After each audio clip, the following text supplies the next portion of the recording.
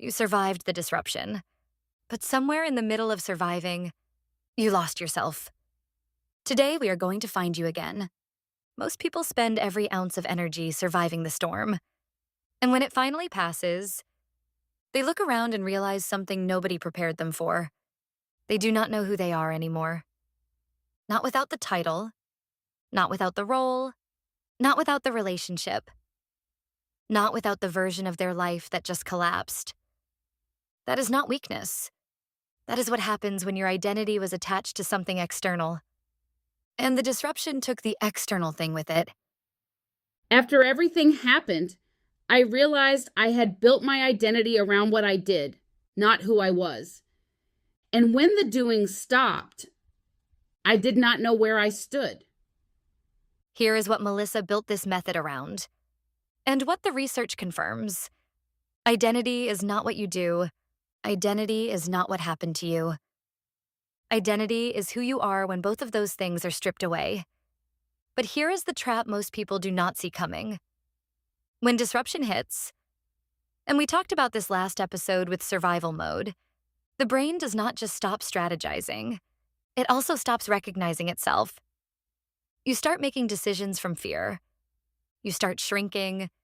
You start performing stability for everyone around you.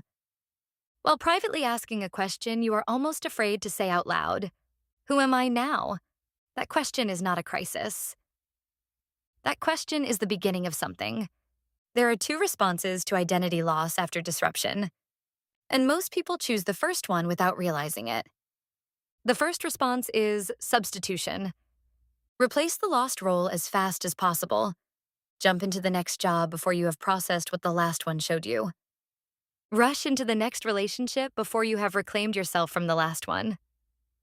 Rebuild the exact same life, just with different scenery. Substitution feels like progress, but you are just rebuilding on an unstable foundation.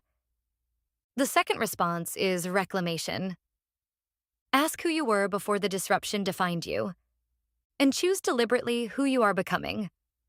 Substitution is faster, reclamation is stronger, and it is the only thing that actually holds.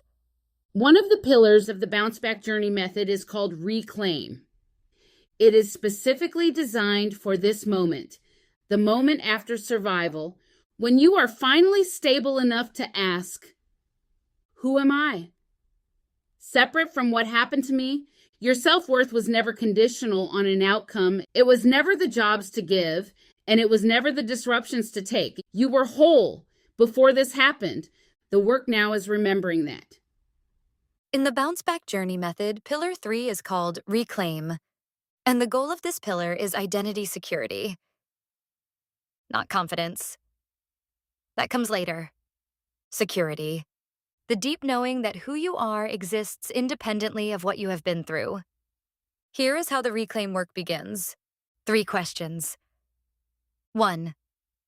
Who were you before this disruption became the loudest thing in the room? 2. What do you value when no one is watching and nothing is at stake? 3. What part of yourself did you suppress just to survive? And is it time to bring it back? Write those answers down. Not to fix anything, just to remember. Because the disruption did not erase who you are. It just covered you up. Reclaiming yourself after disruption is not reinvention. It is excavation. You are not starting over. You are starting to uncover. Drop reclaim in the comments right now if any part of this episode felt like you were finally being seen. And check the pinned comment. I left you a specific question to take with you from today. It is the one Melissa says changes everything. Here is your action step from today's episode. Take out a piece of paper, or open your notes app. Write this at the top. Before this happened, I was someone who... Finish that sentence 5 times. Not who you wish you were, not who the disruption made you feel like. Who you actually were. That is your data. That is your starting point. That is pillar 3 in motion. You are not what happened to you. You are not the title you lost. You are not the relationship that ended. You are not the version of your life that collapsed. You are still here. and that means something. Calm first. Clarity follows. This is the bounce back journey. Come for the conversation. Stay for the clarity. Leave with your power back.